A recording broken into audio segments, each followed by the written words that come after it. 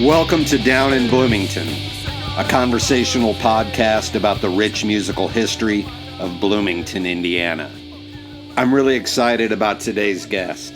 If you've listened to my past episodes, you know that I've spoken with both Bill Cameron and Jim Robinson of the band Brown Betty. Well, today I had the opportunity to have a thrilling and hilarious conversation with Tom Shover.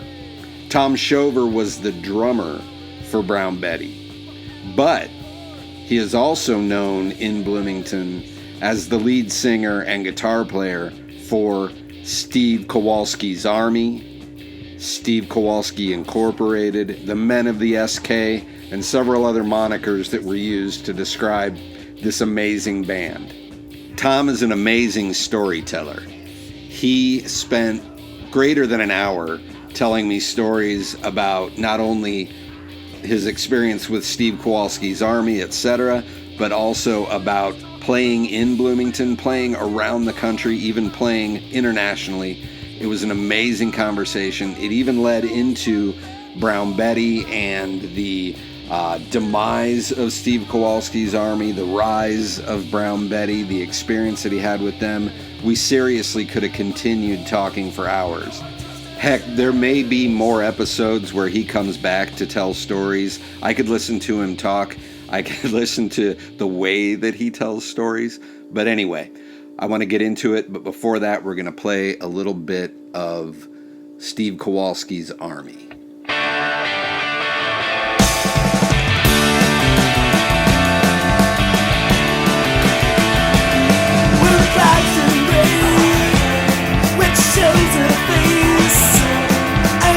Run away from where they once got with laughter.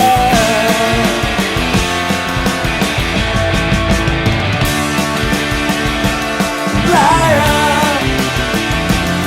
maybe I'm still afraid, simmering in my heart for her, but I still feel the place, 'cause now I feel I don't know her.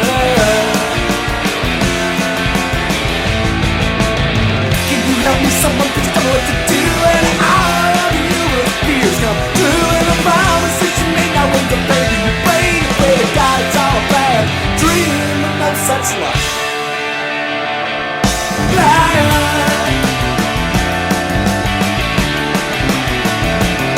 Had you had any idea that love could be so fragile? You say you do that one silly little thing and you regret it forever.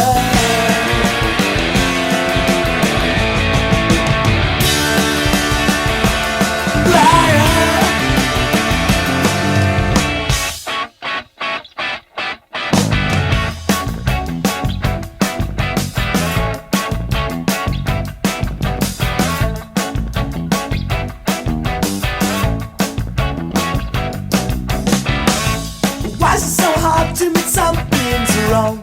Terribly wrong, no so wrong. When this would be right, when you do scream your name out at night.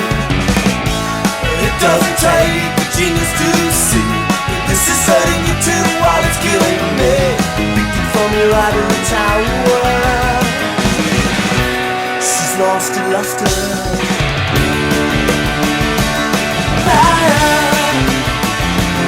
Had you had any idea just what went wrong with the two of you?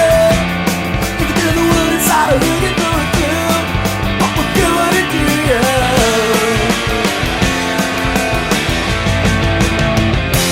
Imagine yourself in the scene, needing to shattered dreams. There's no escape for those who have been seen.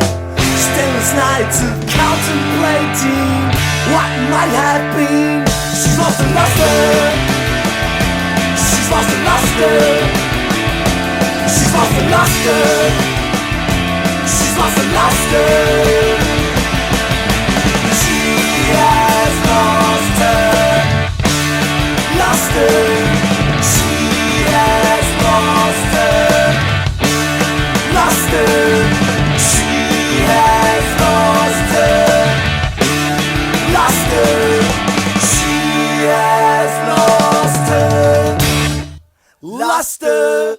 Tom, welcome to the Down in Bloomington podcast. Give me the your version of the history of Steve Kowalski. Okay, because there's a few different phases with the Steve Kowalski thing, but I had been in the band The Flies down in Bloomington, and we recorded an EP. So I had had a vinyl release, and later after that. We were getting this band together, and it was more of a project with just two people. It was just me and Rob Rowe. Rob played bass, and I played drums, sang, and played guitar, and it was just a project kind of thing. And Rob was into like industrial stuff, but we also liked a lot of the same stuff, like Echo and the Bunnymen and Joy Division and The Clash and everything. And so when we were putting the band together, I had been in a bunch of bands. I don't know if Rob had been in any, but we were making fun of the Bloomington music scene. Had a bunch of bands with really complicated names, like Nuns on Skates and Dreams of Reason and, Kissed and Skeletons, who I loved. But, these weird, Arson Garden and all these.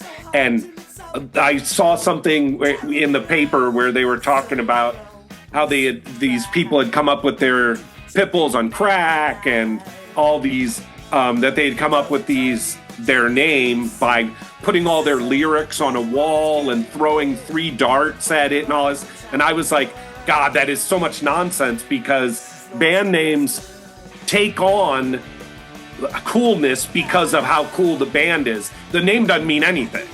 And I was like, what's an Aerosmith? What's a Fleetwood Mac? What's a AC/DC is like an insult, it's not even, and so, but then the band makes that Foreigner, or the band makes it cool, and then you don't think about it. You just think, your head just gets filled with what the band is. You don't care the band name. So I was like, we should have, first it was going to be a barcode.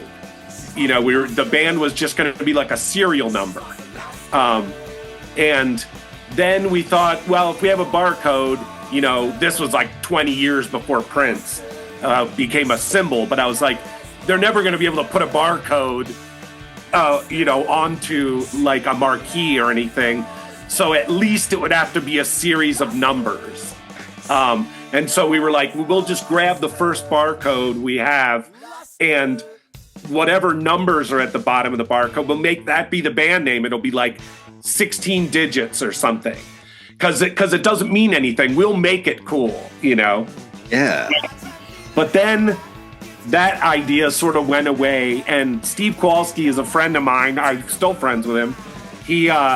He's lived across the street from me here in Michigan City, Indiana, and I used to always say stuff about Steve Kowalski. I'd throw his name in, in songs, and, like in The Who, Stevie Kowalski, tough guy, ornery, all this kind of stuff.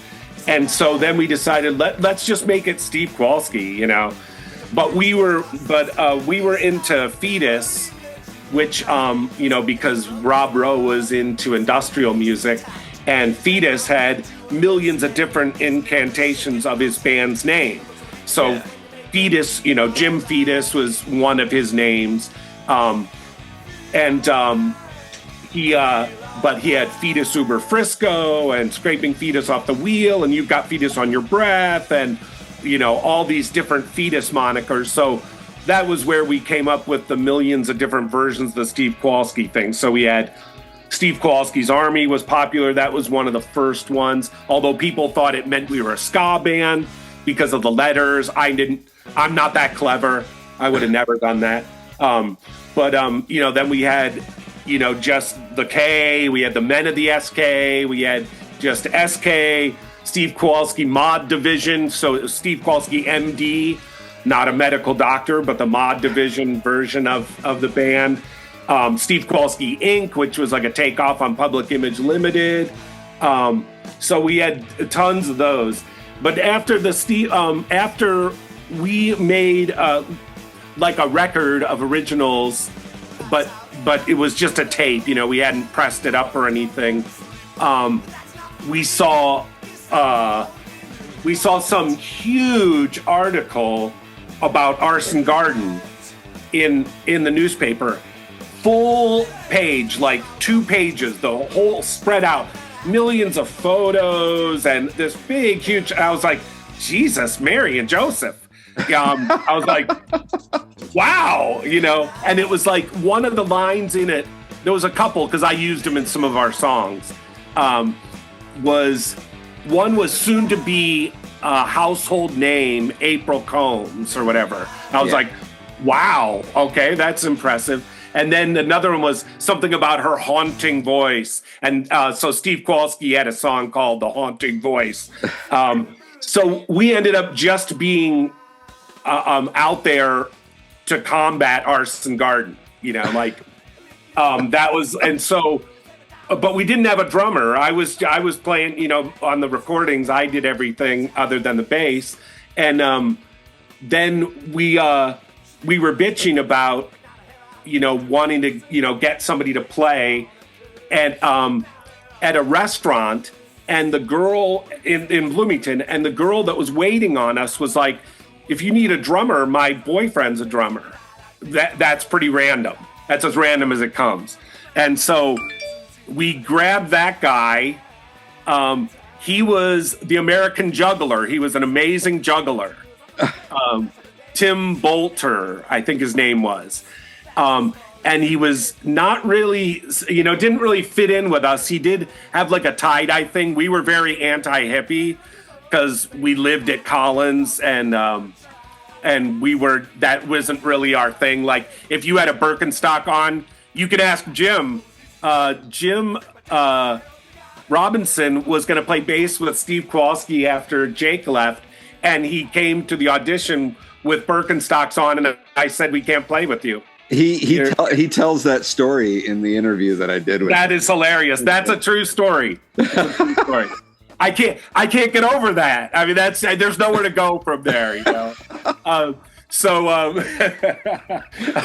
But so we played with Tim Bolter for a while, and it was really fun because it was like we were a cover band of our own stuff, because we already had this record that we had made, and it had been sitting around for a while, but now we were having to do it live and teaching it to the drummer and everything. And it was a lot of fun, but we got going. But Tim Bolter wasn't that great of a musician or anything. And getting Pat Spurgeon in was always the ultimate goal. Pat and I go back all the way when he was in high school, so I've lived with him a bunch of times and slept in the same bedroom, and so we're pretty tight. But we finally got him down, and it was crazy great when you get somebody that good. Because the structure of a power trio, so much depends on the rhythm section. The drums and bass have to be great. Yes. I mean, that's like Green Day or, the Jam, and, a lot of those bands. There's nowhere to hide in a 3-piece, if there's, you can't have like, oh, well, the drummer's sort of okay, it doesn't work. And especially when you're playing aggressive stuff like we did and everything, with lots of stops and timing changes and stuff. So when we got him, it was crazy, the impact of it. Like night and day. It was like a jet fuel. And then we went on like that for a while with me, Rob, and Pat. And then after a while, we Jake was a fan of the band, was would come to the parties and stuff like that, and to a bunch of the shows. I think he said he was in the Steve Kowalski road crew or something. He might have helped us move some gear or whatever, but and we knew of his band, My Three Sons, which was like a ska thing, and we couldn't believe he was so young. I went to his high school talent show. That's how young he was. I got on stage at his high school talent show. That's hilarious. Yeah, it was amazing. But the guy's just so incredibly talented. He's way better on guitar than I am. He's the best bass player who's ever touched a bass. I mean, it's unreal. I agree. He can sing great. He's amazing on stage. He writes so much music, it's ridiculous. So intimidating. I mean, it'd be like, oh yeah, I wrote 7 songs this weekend, and he'd play them. They're all great. It's like none of them are throwaways, none of them are instrumentals. I mean, it's like, what? It's like he wrote an album over the weekend or something. It's ridiculous. So good. But like I said, we had seen him in My Three Sons, but that was more of a ska kind of thing, so it wasn't really compatible with us. And we knew him, he was a friend of ours and everything. And then I think I saw him with the Nids, that band, and they were covering like The Real Me or whatever, and by The Who, and he's jumping around and doing it like note for note. And I was like, God dang, this guy is insane on bass. And everybody, all of our friends were like, you should get him in your band. You got to get him in your band. It would be ridiculous. And we had already made a mega jump by getting Pat in. We'd gone through that like wormhole. And then when we got Jake in, it was in the summer, so school down at IU was pretty shut down, but we were doing a few songs every like Monday night at Jake's. They had like some horrible blues jam thing. I mean, nothing's worse on the planet. But anyway, they let us get up on their stuff and do a few songs, and we would do, like the first few songs of our set each Monday at this thing. And it was just rip-roaring. It was like going through another wormhole because Rob Rowe was a really good bass player, amazing timing, but he didn't sing, he didn't write, songs or anything like that. And he didn't jump around, the way that Jake does. But I couldn't believe how good it was. Even from the first rehearsal, the guy knew every song of ours. There was no time, there was no lag time. He knew every cover we did.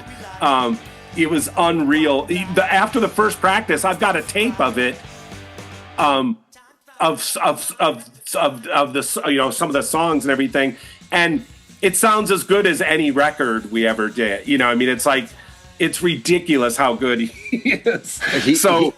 He was amazing. And I remember like the first time I saw him play with you all, I was just like, fuck, there's no reason to even try to play. Exactly. He's like when Eddie Van Halen came out, because I was around then. And before Eddie Van Halen came out, people like in Kiss or in Judas Priest and stuff, they thought they could play guitar. Right. They thought they were playing the same instrument as Eddie Van Halen. And then when Van Halen came out, everybody was like, oh my God, we can't play at all. Right, yeah, We can't play anything. It's like, he was so ridiculous. Yeah. Van Halen was. I mean, it was like, it was a huge mega jump. And not just fret tapping or whatever. Mm-hmm. Fret tapping was sort of like Michael Jackson's moonwalk. There's other people who moonwalk. There's other people who fret tap or whatever. Yeah.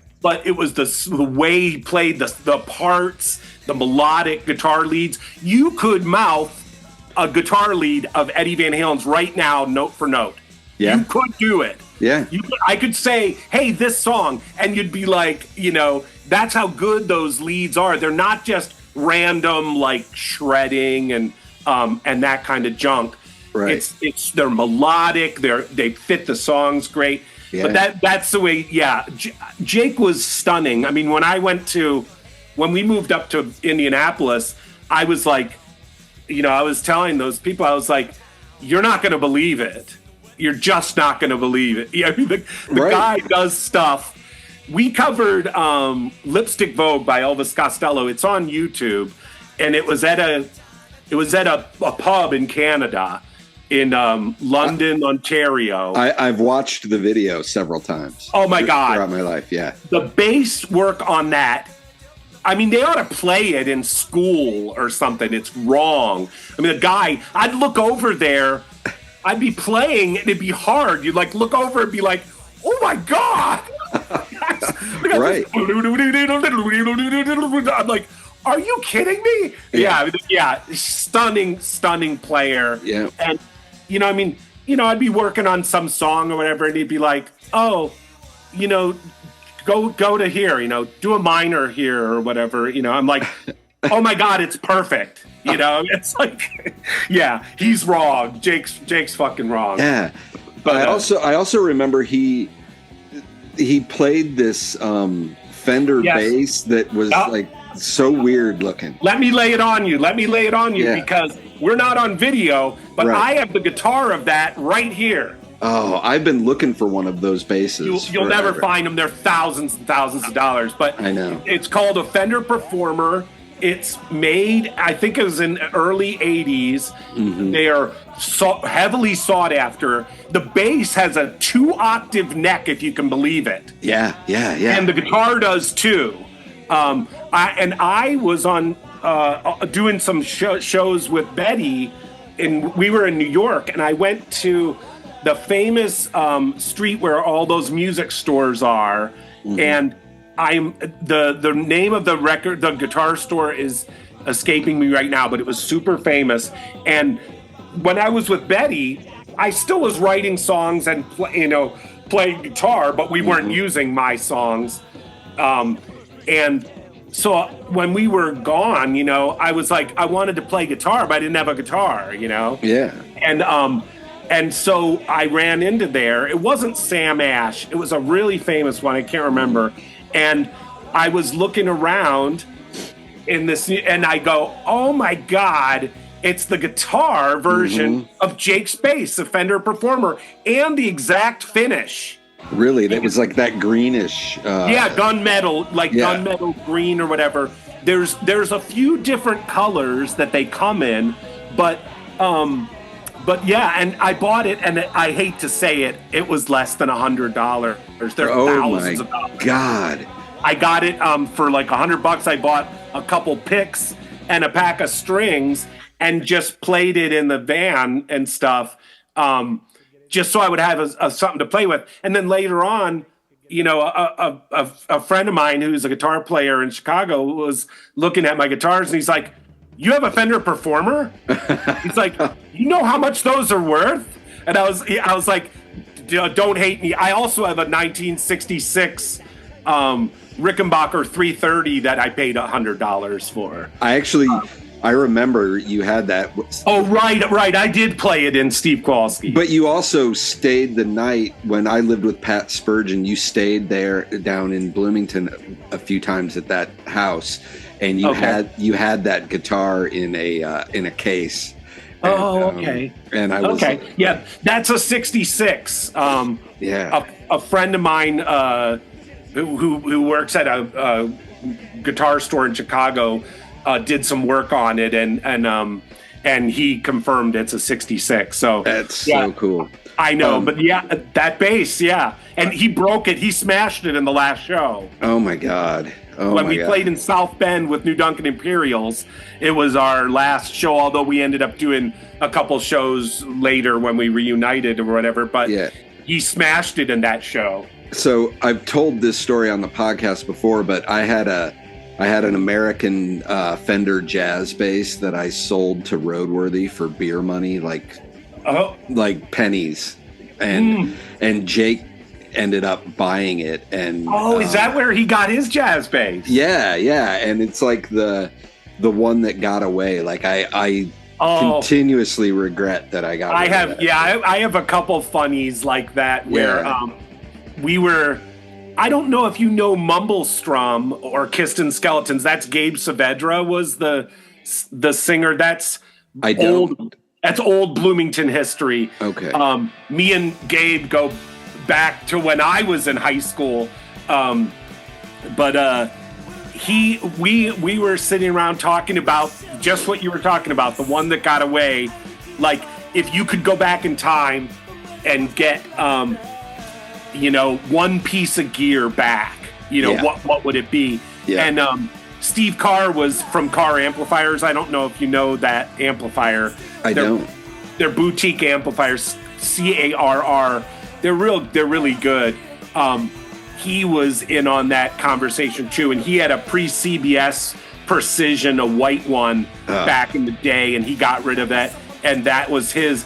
But then Gabe said, my precision bass that I got Alex Chilton to sign it when the Flies played with Alex Chilton. Oh my God. And the Flies opened up for Alex Chilton at Second Story. Can you believe that? Oh my God. And I have a really good picture of me and Alex Chilton sitting backstage because to prove that he signed it, Yeah.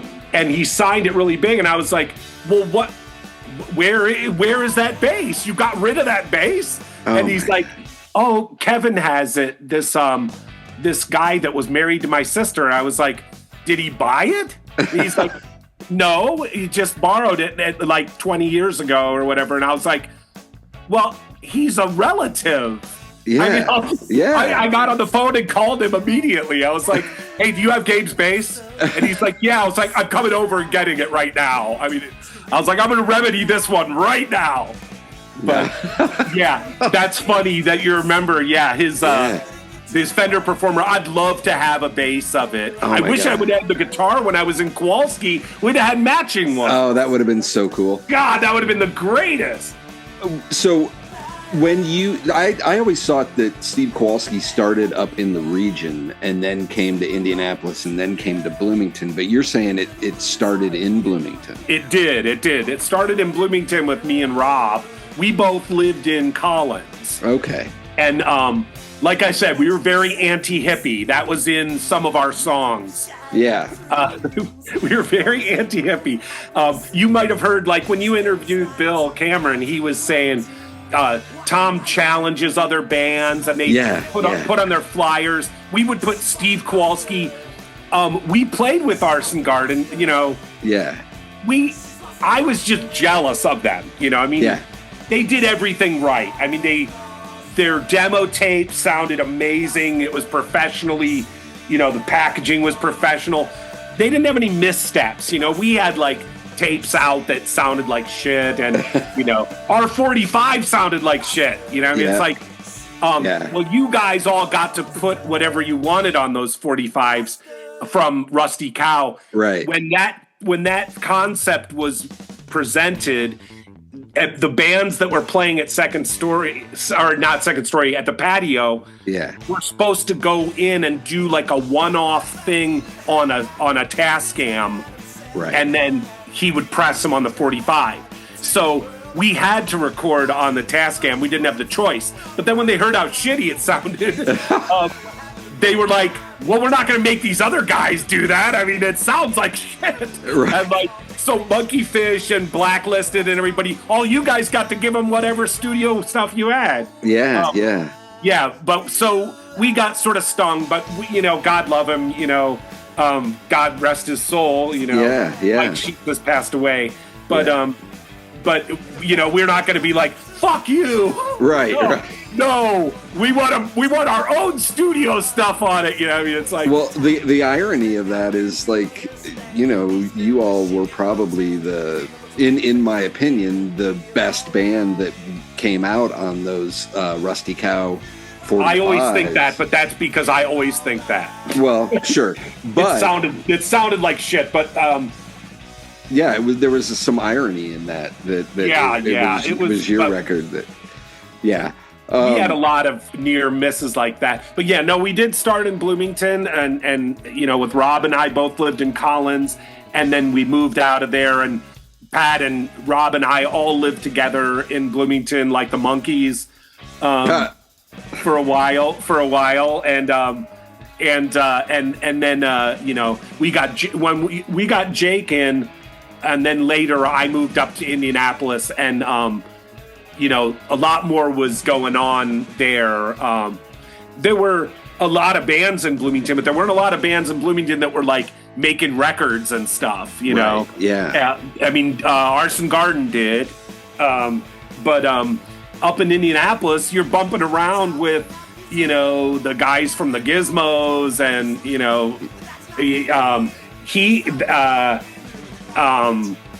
and the Zero Boys and, with the Zura Seeds and, you're bumping around with guys who like really done stuff. Yeah. Dale Lawrence from the Gizmos, I was going to say, back in the day, the Hoosier Hysteria record with Dow Jones and the Industrial and the Gizmos on Culture Records, that was a huge influence point in my life. That and the first Replacements record, Sorry Ma Forgot to Take Out the Trash. Yeah. We ordered that record through Trouser Press. We clipped out a thing and ordered it through the mail.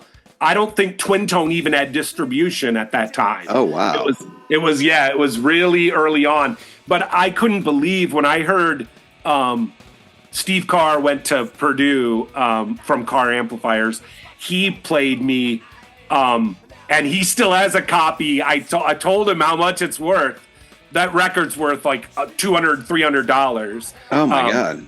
Yeah, to look on Discogs. Yeah. But Hoosier Hysteria, he played me that, and I couldn't believe that a local band could make songs that were so good they could be hits. Yeah. It's like everything. I was more in love with, I love Dale Lawrence as a person, but I was more into Dow Jones. I thought every song of theirs on that record is unreal. Great, fun, amazing songs. Dale has some great songs on the Gizmos side too. But ironically, we wove in, actually the drummer from Arson Garden married my sister. Who didn't? So many people married her in these stories. It's just crazy. But he, so we weaved in it all out. We played with them. I think that was the first time it was at Collins at the restaurant, like in the restaurant there. And April Combs used to be a cleaning lady there. Oh my gosh. At Collins. She was a nethead. She had the hairnet on and everything. Yeah. Try to respect that person later. That's tough. But she's great. But so then we played with them there, and we both covered the song Friction by Television. Oh, that's funny. It was really funny because James Combs said to me before the thing, now I hated those guys. I mean, but only because I was jealous, Right, I was like, they had records out, and they had all this fawning shit. When they played at People's Park for, what is that? Ultra Shock? Yeah. I met all of REM at that once. Oh, wow. Yeah, I met they were all there, all four of them. But when they played, there was a big write-up on them. They and it was in the paper. And then the next year, Steve Kowalski played on the main stage or whatever, and they had a picture of the Arson Garden watching us. And it said Arson Garden looks on as local talent. They didn't even mention us. I was like, oh my God, really? So yeah, like I had it in for them. Yeah. And which will be a common thread. I mean, I've always got it in for some band or another. But that was so funny that when you were interviewing Bill Cameron, he's like, well, Tom, I hope he doesn't mind me saying this, but he can be a little competitive. I'm like, what? Oh my God, I went right up to people's faces. Like not a little competitive, right? A little. I went up to guys all the time. It was like, you ought to pack your shit up and go home. You don't want this fight, Yeah. So, But anyway, so then James, like I said, James Combs said, "Hey, we both cover Friction. You're not going to do it tonight, are you?" I'm like, "Oh God, no, of course not." We were playing first, and so of course we played it like first. You know, it's like I was gonna do it every other song. You know, just all night. You know, but so another funny Arson Garden tumble was when we first played at the patio and everything got going for us was because Arson Garden canceled at the patio. Something happened and they couldn't play the show, and they said, "Hey, do you guys want to play at the and Steve Kowalski?" I was like, "Oh yeah, I'll call those guys and get them up here." And we played. Dale Lawrence saw us at that show from the Gizmos and Vulgar Boatmen, who Jake plays with the Vulgar Boatmen now. Yeah. Dale Lawrence saw us and went nuts. He loved us. Of course. And then after that, Dale told everybody, he's like, people came up to me all the time. "I had to come see you because Dale told me how great you guys were." And Dale never says that.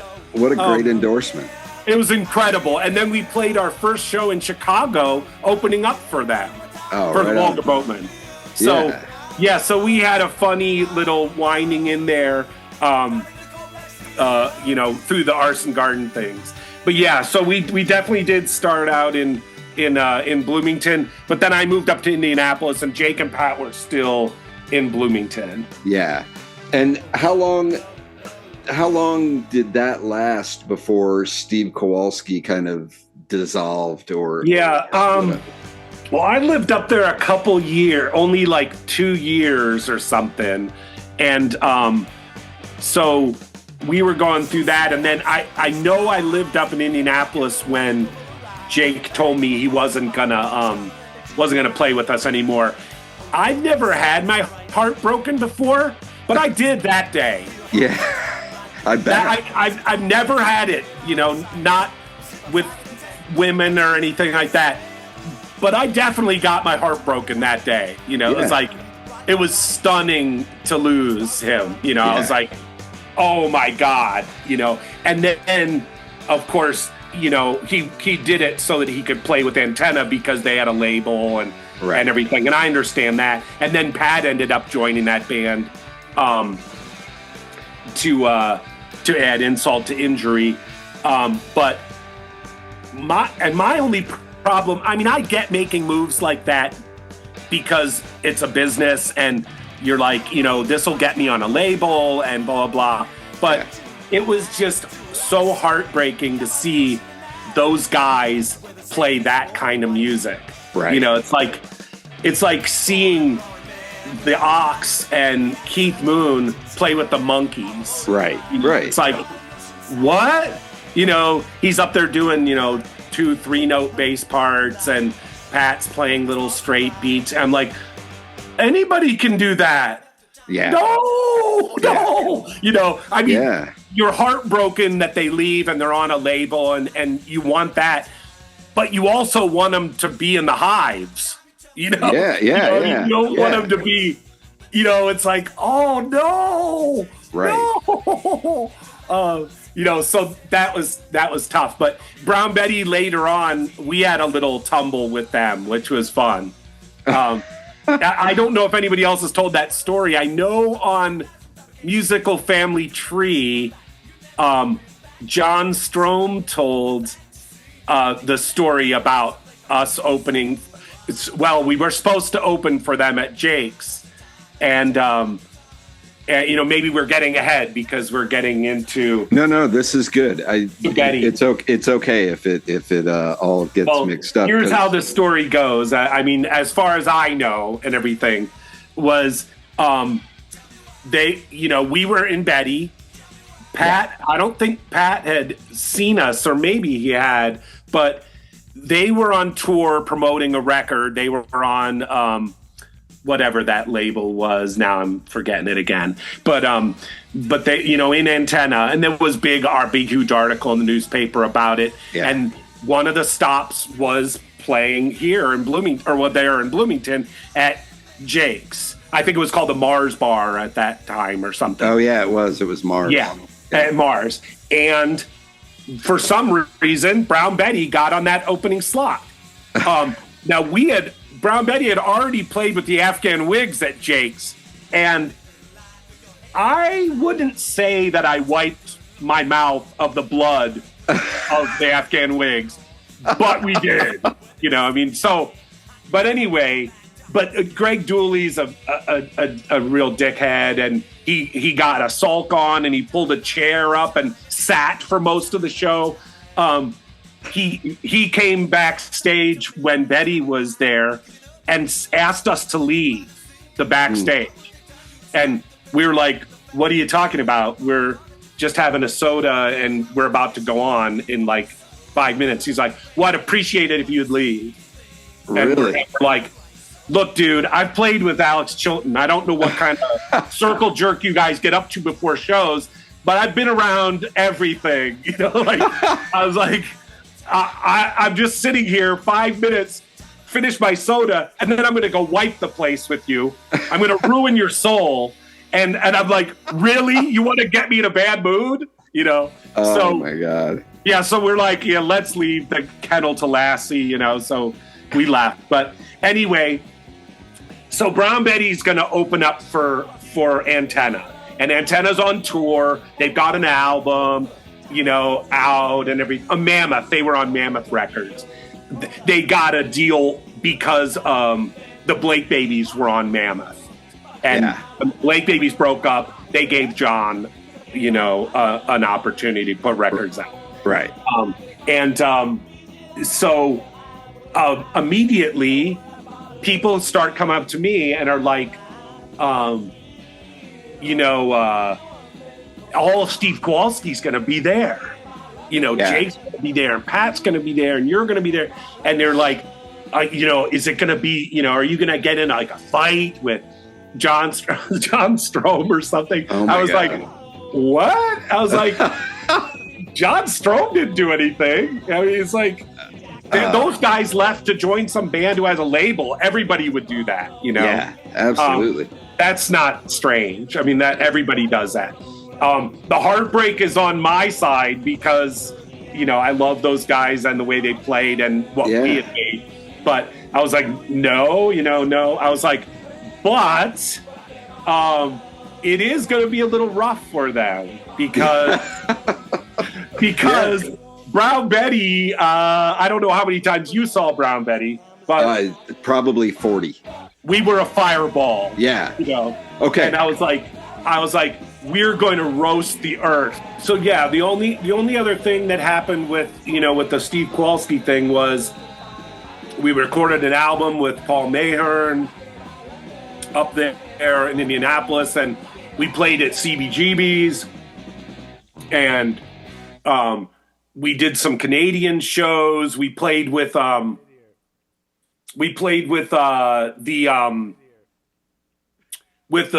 Destroy All Monsters that has the guys from the Stooges in it. Yeah. And it was really funny because I was talking about how we blew them away. They were bad. They weren't good. I mean, they weren't like the Stooges, right? They were really bad. And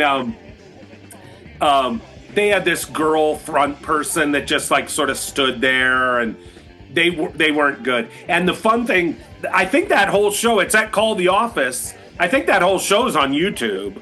Oh, right on. The guy who owned Call the Office, which is a club in London, Ontario, saw us at that pub, at this one pub that I was talking about there. Yeah. And he was like, oh my God, I love you guys. Is there any chance you can, Destroy All Monsters is playing? I think their name was Dark Carnival when we played with them. Okay. But it was the same exact band. And he said, I'll kick the opening band off and have you guys open up for them. And I was like, well, we're playing CBGB's tomorrow. It's the day after tomorrow. But I guess we can do it. Oh my God. So you drove from New York to London, Ontario? Well, we were in London, Ontario. Okay. We were headed to New York. Okay. And so when we started, the Stooges were hard punk kind of. Right. And so their following was like leather jacket type of people. We get up there in suits and ties and stuff. And we did not have them right away. I mean, it took a while.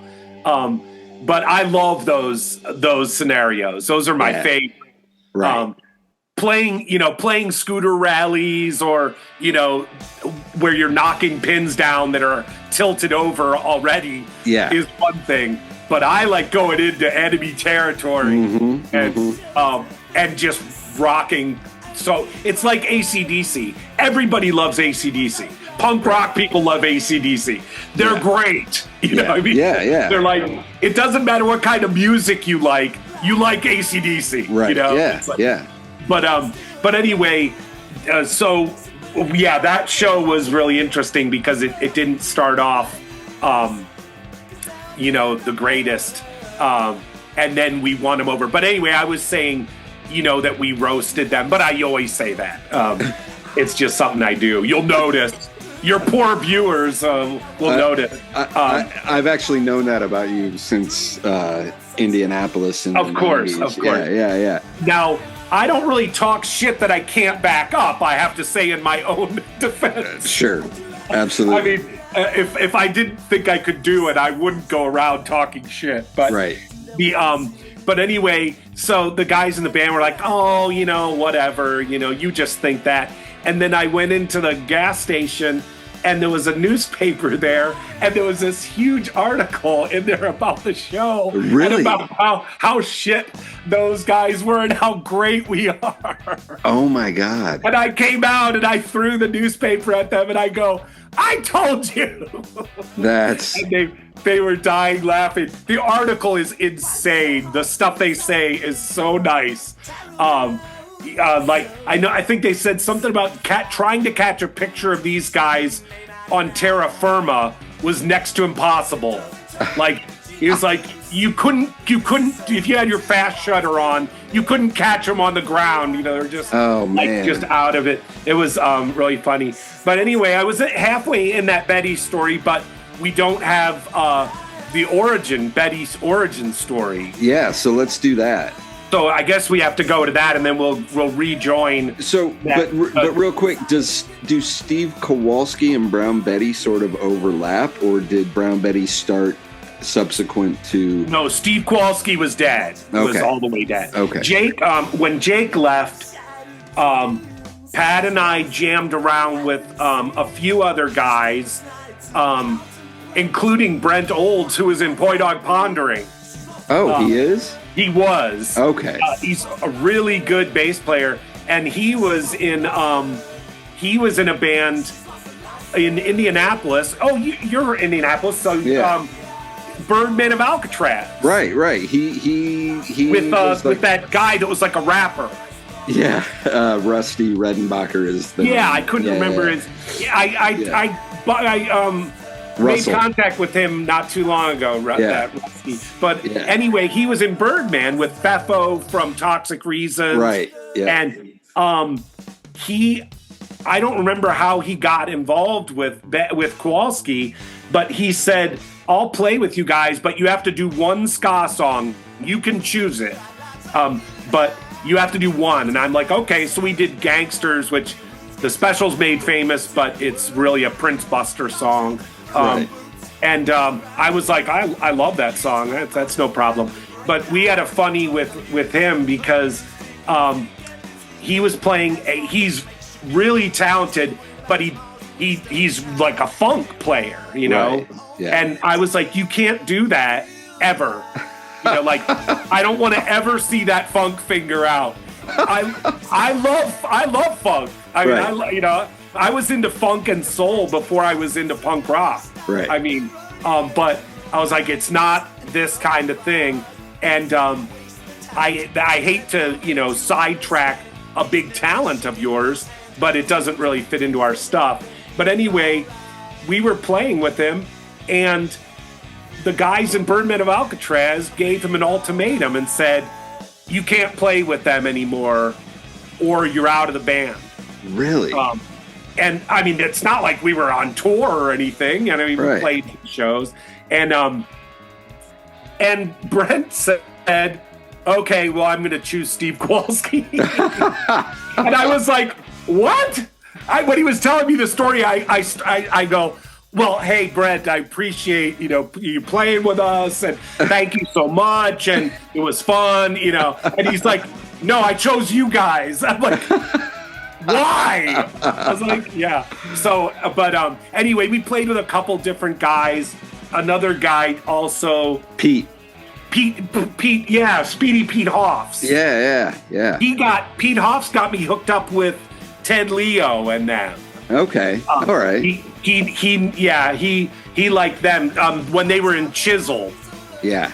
Chisel was before Ted Leo's solo stuff with Ted Leo and the Pharmacists. Right. But Pat never got over Jake not being in the band. We could have gotten anybody, Bruce Foxton, and right. it wouldn't have been, you don't really come back from that, Right. And so then when the band was like totally done, this is the origin story of the Betty thing. The guys in Betty who were fans of Steve Kowalski, they'd been to several shows. Right. They came up to me and asked to get in touch with Pat. Yeah. Because to get him to play with Brown Betty. Right. And I was like, oh, he's on tour, motherfucker. With Jake, and that damn John Strom. Yeah. So they really wanted him, and they were always after me. Pat wasn't around. They were always after me to get in touch with Pat. And I kept telling him, no, he's not around. He's on tour, blah, blah, blah. We were living, Pat and I were living in the same house at that time. And I finally said, hey, I know that that with college towns and everything, there's, it cycles. People cycle out. They're down there, But I played drums in bands before I was in Steve Kowalski. You probably don't know because you probably weren't around. You hadn't cycled in yet. Right. And unless you're a townie or whatever. And I said, yeah, I played drums for a long time, showed Pat tons of stuff. And I was like, I can, if you just need somebody to play on some demos or whatever, I can do it, And I'm thinking in the back of my mind, I don't know these guys from Adam other than that they, saw some shows of Kowalski. But I don't know anything about him. I thought it was going to be some shit blues jam thing, And when I go in there, we were in some basement and they start playing this stuff, and I'm like, you wrote that? And they're like, it's the stuff off the first album. It's like Fish Market Blues, and Bone Meal, and Pocket, and I'm like, I just kept saying, do you have anything else? And he's like, yeah, and he plays another time. I'm like, do you have anything else? And he just keeps pouring all this stuff out, and I'm like, you've got to be shitting me. I mean, he is so good. Bill is so talented. I love his voice. He has a great voice. His lyrics are amazing. The songs are amazing. That never happens where you just roll into these strangers. I wasn't even planning on being a band with them. They wanted that, I was like, oh, I'll suffer through this. It'll be terrible. And I'll leave and it'll be no big deal, Right. And so I was just like flabbergasted. I asked for a pen and paper, and I'm writing all these song titles down, and I swear to God, it's 8 or 9 of the songs off the first album. Yeah. And a couple that we didn't record, but we played live and everything. And I always say this, and it's totally true, and it never happens. We could have played out that night. I mean, it was wrong. I mean, those guys obviously had a bond. They had been in a band for Blue Coat Chip Jones. Right. And they had obviously worked out these songs. But it sounded so good. We could have played that night. I mean, it was wrong. And I was really impressed because for me to move back on drums, the guy on guitar that writes the songs and sings has to be really good. Yeah. You know, it's not like I can't do that, you know? Right. So I was like, I was blown away. And with him, I don't say this about my own stuff. I never had any misgivings that I was writing hits, you know? Right. I was like, I never thought like, wow, she's lost her luster, should be on the radio, you know? Yeah. It's like, I like my kind of music and there's a place for it and everything, but they're not hits. Brown Betty stuff were hits. I mean, they were like, I was like, this is ridiculous. You know, I was like, if we can't make a go of this, I mean, right. It was obviously we didn't, but well, I mean, we made a record and we played CBGBs also. Yeah, and you remember the cassette tape you guys had that I think is officially called Bumper-Umpa-Rama. Right. The album Thriller is 2 EPs put together, and they're Bumper-Umpa-Rama, which was 6 songs, and Yelpin' for a Second Helpin' was 6 more songs. And all of those 12 songs make up Thriller. Okay. But we re-recorded Thriller with a guy who worked at Prince's studio. Yeah. That cassette, the Bumper-Umpa-Rama cassette, is great. Well, and I had a copy of it for years until I wore it out. And I think it was like stuck in my tape deck of my truck. Yeah, it was Mike Stucker recorded it, I think, at the Mac. And I mean, I've had all different kinds of recording situations. Yeah. I've paid a bunch and had it sound like shit. I've paid very little and had it sound great. Yeah. I've had, you know, this and that, and I've had Mac sessions that sounded amazing. Mm-hmm. I worked at Columbia University recently as the recording talent, and I did all the songs, all the instruments myself, and sang and everything. Yeah. And I did 115 songs with them. Wow. For money. Yeah. Yeah, it was crazy. So I've recorded awesome. a lot over the years. Yeah.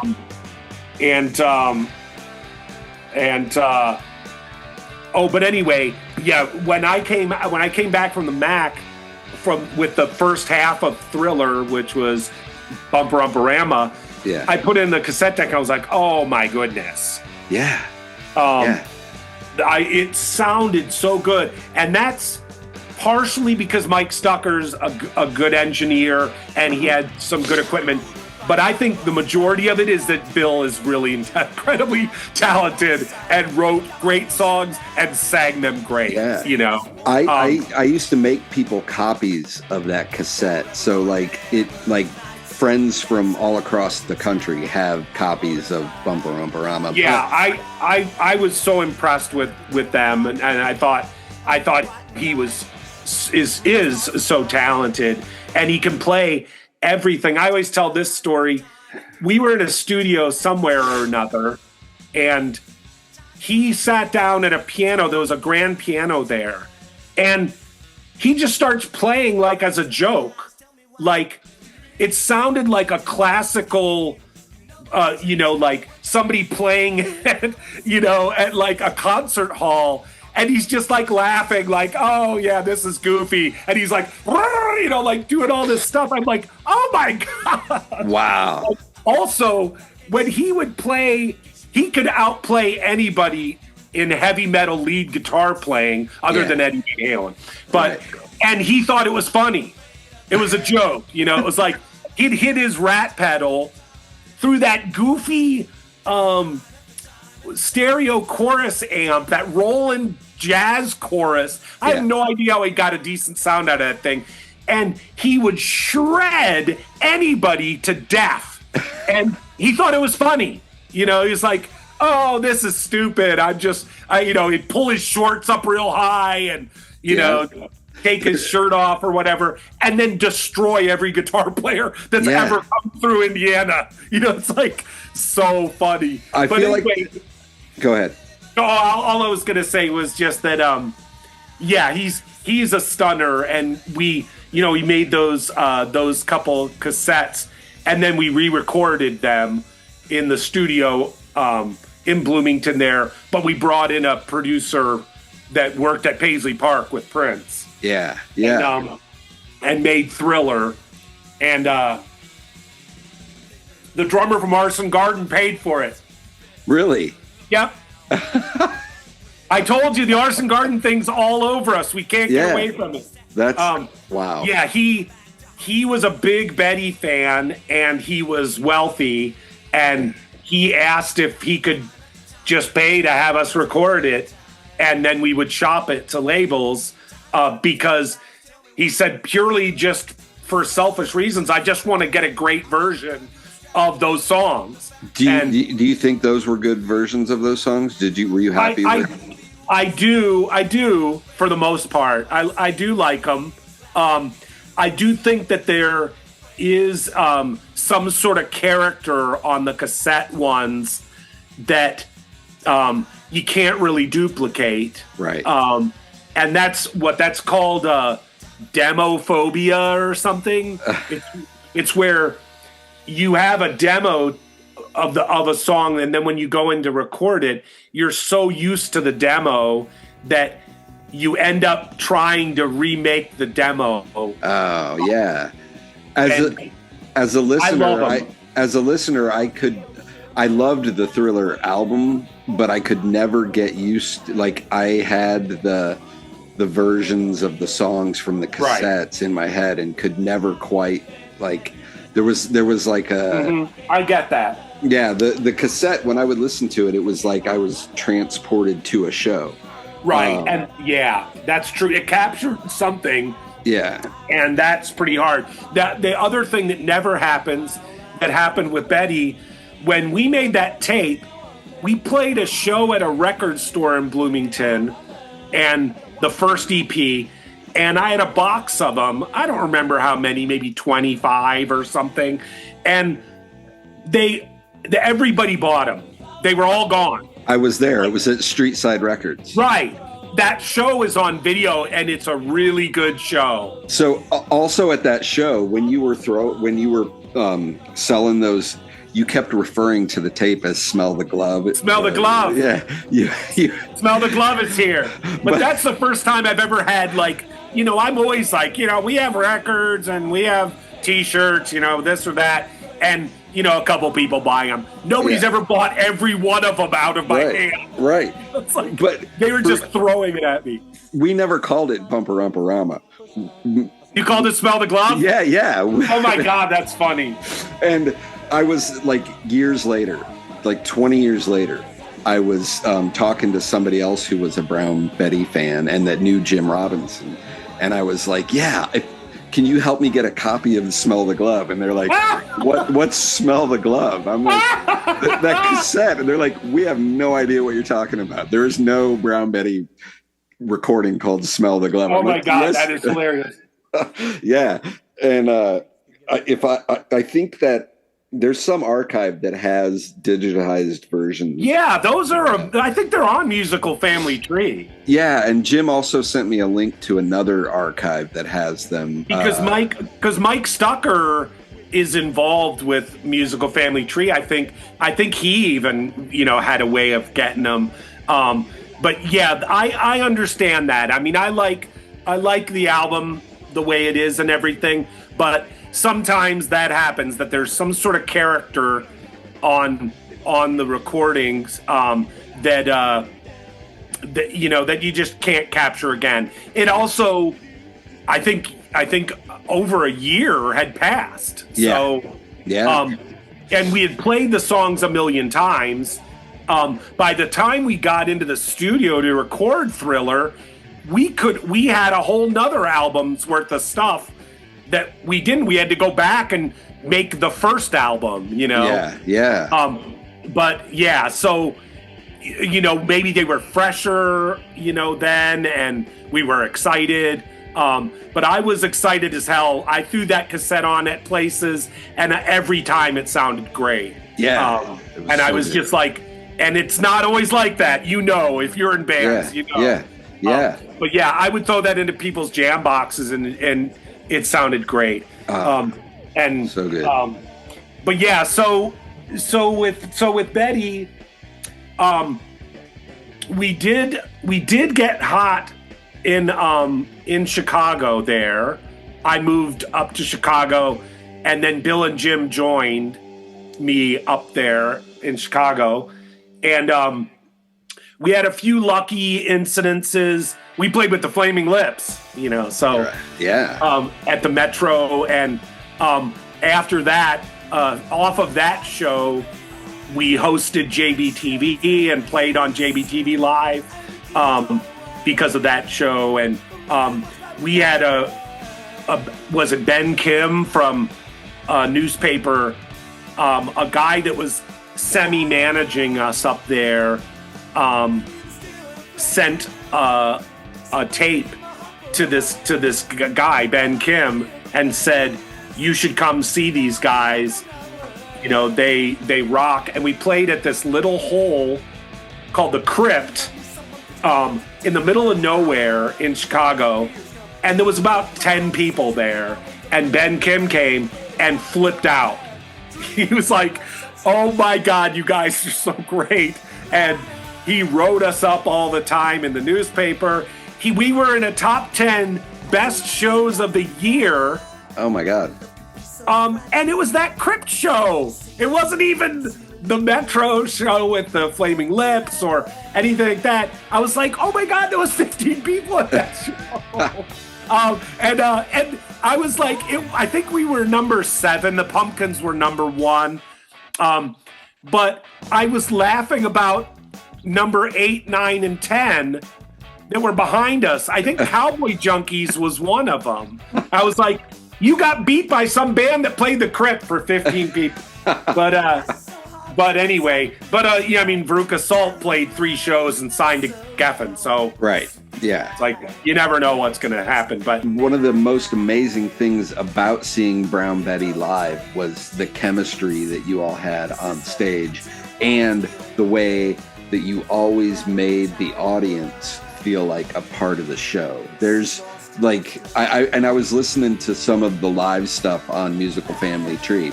Oh, that's great. And the rapport, those Second Story shows were amazing. The rapport that you had with each other on stage, but then you also had the rapport with the crowd and always made it feel like the crowd was a part of the performance as well. I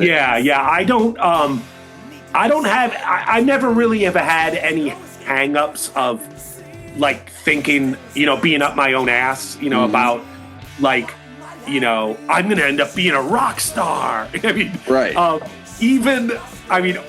Only like when really early on, you start playing some shows and you maybe play with some famous people and, some people tell you you're good or whatever, and you can sort of get up your own ass a little bit. But I didn't have it for very long at all. And so I just love doing it. I have so much fun doing it. I never cared about the money or if there was a ton of people there or not. I love the songs. I love those guys in the band. I'm so honored to play with people that are that good. And so I just always have a big fucking ball. I'm just having the greatest time. And so I don't really have any ego. I know what I can do, and when I'm in a good band, and that even the challenges and stuff isn't really ego. It's like trash talking in sports. Right. Yeah. I played basketball all over the world. I took in with Brown Betty. I don't drink or anything, so when we would drive around to play these shows, I would take my basketball. I would go play basketball all over. And because I don't go to the bar and drink until we play, Right. I took my basketball stuff and played all over the country. Oh, that's awesome. Yeah. But so it's more of a sports thing. It's not an ego thing. like I said, I've been in plenty of bands that I don't talk shit to the other people if I can't back it up. You know, Right. Yeah. I was in Fondly. We were on Mercury. We were on a major, but we were an art rock band. I didn't walk around talking shit about, with Fondly. I was like, I didn't go up to, we were on Smashing Pumpkins record label, and I was like, I didn't go up to, these bands that we played with and, talk shit. So it's not an ego thing, but that's with the audience. I just have a ball, and that's and I just love being there, doing it so much. I don't, like I said, I don't have any ego thing about it. I don't care about the money, because I'm fantastically independently wealthy. No, I've just never had a need for money. Only rich people say that. Right.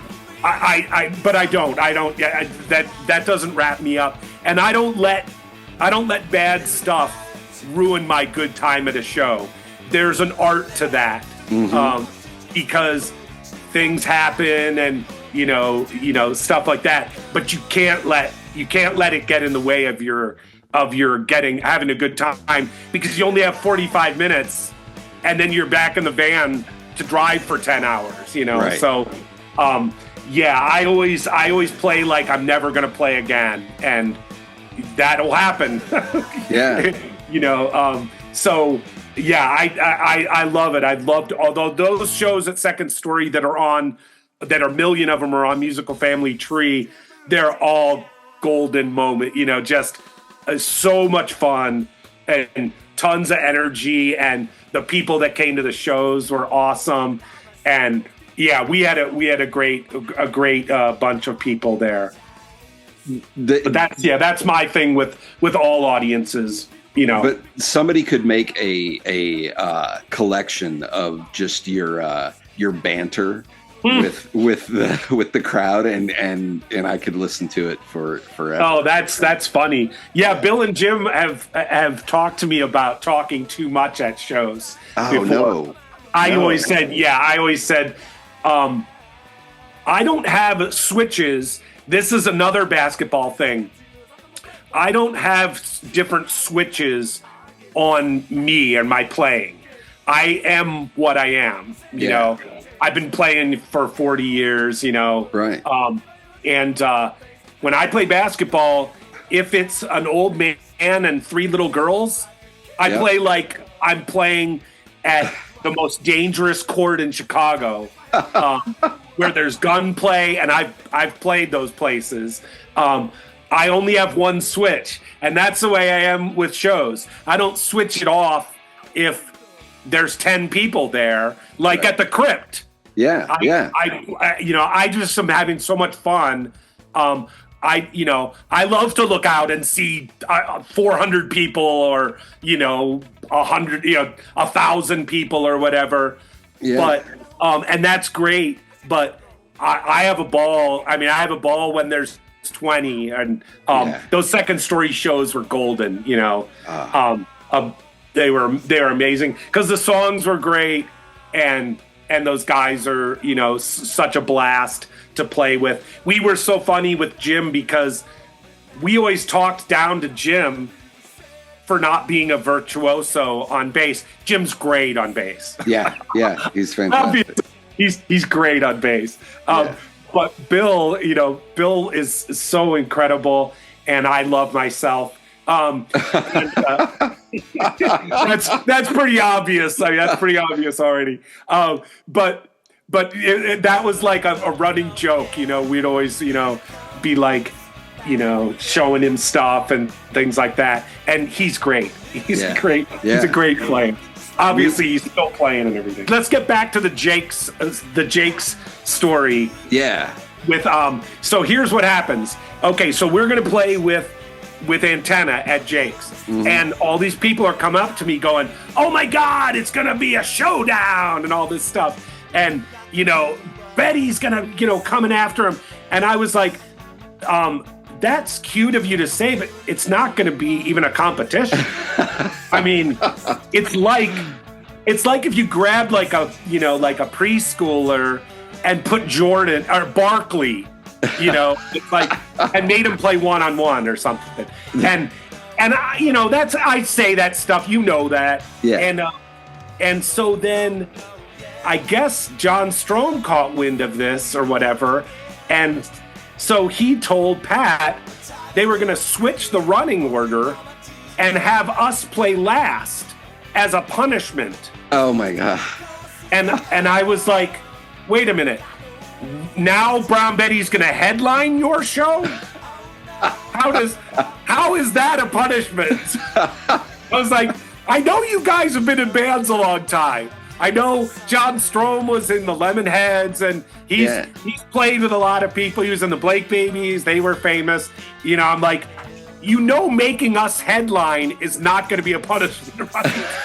So did you? And I was like, did you advertise the show as headliners? And no, but they assumed like everybody was coming to see them. They're on tour and it's a record. It's their show. Right. And so they assumed after they played, everybody would leave or something. It was only us and them. It wasn't a festival. It wasn't like we were in the middle of a festival and they switched us up in order or whatever. So nobody, half the people weren't there yet for their show, and they get up there and they play before us, and and then they're, everybody's like, what are they doing? Why are they playing now? Half the people weren't even there.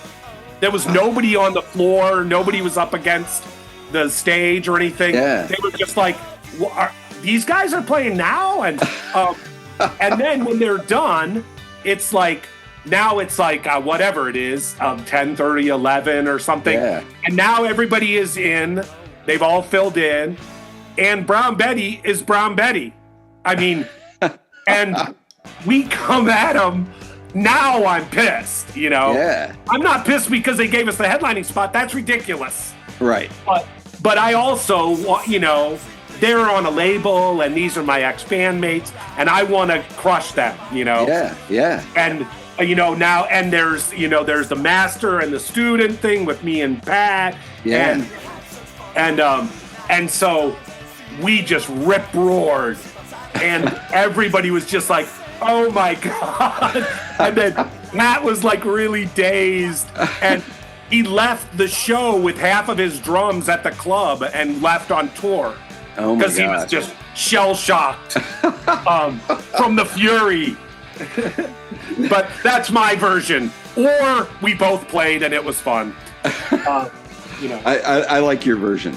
Yeah, I've never been one of those people that like goes around and fluffs up other bands because they're networking or something. Right. When I love a band, I love them and they know it, and I go like Chibadawa or Pitbull's on Crack and these kinds of bands. I adore them, Yeah, So I could listen to you talk and tell stories forever.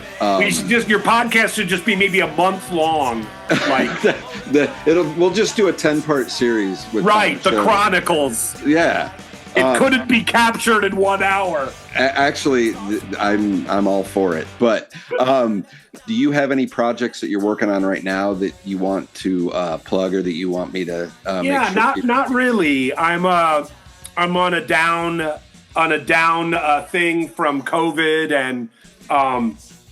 and all this. I had Mega Super Ultra was a band that was like Steve Kowalski, not as good because we didn't have Jake and Pat, but we did play in London, and we put out a few records, and so that was around, and then I was playing drums with a guy called Wes Hollywood, and from Chicago, and we had a few albums out. So that's what I've been doing more recently, and also doing all the recording at Columbia. Right. Can people find any of that stuff online though, if they want to? I mean, the West Hollywood stuff, obviously, and Mega Super Ultra, the 100 or so songs that I did at Columbia, I have not published them. They're grouped in album titles. Yeah. that was another thing I was going to say about when we came up with Thriller. We had a bunch of great band album titles that didn't happen. And one was Jiggling the Handle of Rock. One was Tears of a Clone. One was Heavy Petting Zoo. And we wanted that just, I know Bill we had a list of them, and they were all just hilarious. Well, you guys were hilarious. So Permission to Rock, granted, was another. That was another one, but we were afraid bad reviewers would say Permission to Rock denied. There wouldn't have been any bad reviews. Instead, we named it after the most famous record of all time, which I think was perfect. Yeah, when I went to the lawyer for the label for that, it was hilarious. Because I was like, "Can you copyright an album title?" And we want to name it. We want to name it Thriller, and they were like, "Good idea, great idea." Okay, and that's why I'm rich and famous. That exactly. Hey, thank you for being on the podcast. If would you ever be willing to do a part 2? If of course. All right. Tomorrow. Well, no. Anytime, sure. All right. Well, thank you. This has been amazing. I could listen to you tell stories forever. So awesome. I appreciate it. I'll let you know when it comes out, and I'll get you a copy of it. Okay. Thank you so much. All right. Take care, Tom. All right. Bye-bye. Jake can get in here. Jake can get in here.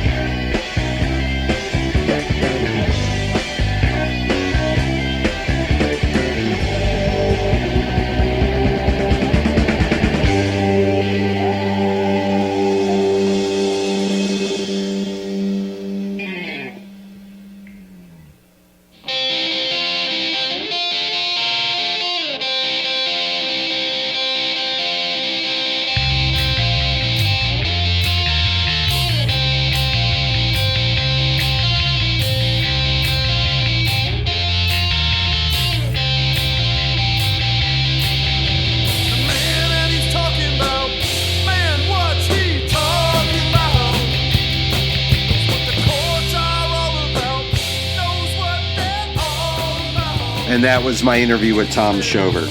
I had a blast listening to him tell stories. I love the way that he talks about his bands. I love the way that he talks about the bands that he worked with and that he played with. I love hearing his stories. I could listen to him for hours. You've been listening to Down in Bloomington. Down in Bloomington is produced by me, Mike Emmett. I love being able to talk to all of these people who have these connections to Bloomington's musical history. I hope you enjoy listening to them. If you do enjoy listening to them, please tell your friends. Please tell the people you know that were part of the scene back in the day. Let them know that they can hear these stories, and if they want to contact me, they can do so through the information on my podcast page. I would love to hear ideas for what they want to hear, who they want me to track down and talk to. This has been a labor of love, and I enjoy doing it. I don't get to do it as often as I used to, but whenever I get the chance, I'm going to talk to folks and hear their stories. I hope you enjoy them. I'll come back in a month or two with another episode, and until then, I hope that you keep telling your stories and listening to the music that you love. I should have a creative tagline here, but I don't.